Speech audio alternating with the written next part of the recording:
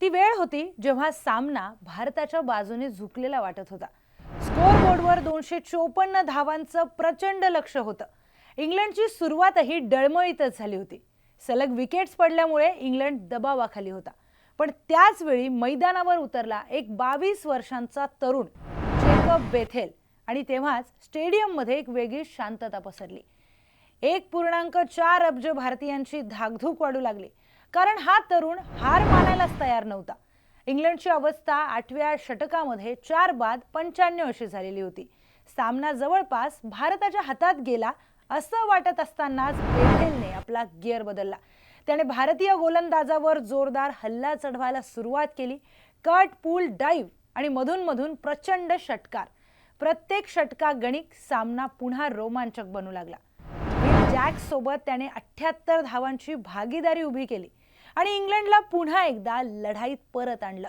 जे काही वेळापूर्वी अशक्य वाटत होतं ते अचानक शक्य वाटायला लागलं। बेथेलचा आत्मविश्वास इतका जबरदस्त होता की भारतीय गोलंदाजावर दबाव हा स्पष्ट दिसत होता। प्रेक्षकांच्या मनात एकच प्रश्न होता, हा सामना हातातून निसटणार तर नाही ना?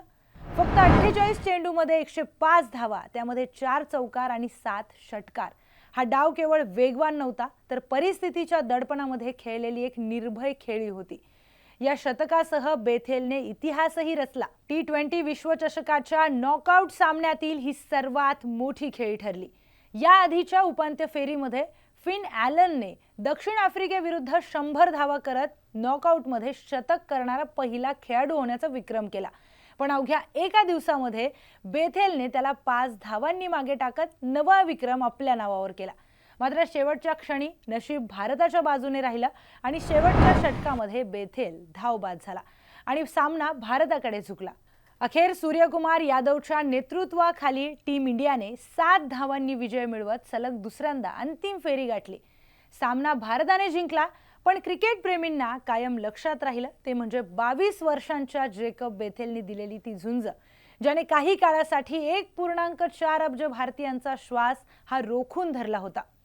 आपण कालचा सामना हा पाहिलात का? पाहिला असेल तर काय वाटलं? आपल्या भावना कमेंटमध्ये नक्की सांगा आणि अशाच अधिक इंटरेस्टिंग व्हिडिओजसाठी पाहत राहा न्यूज 18 मराठी।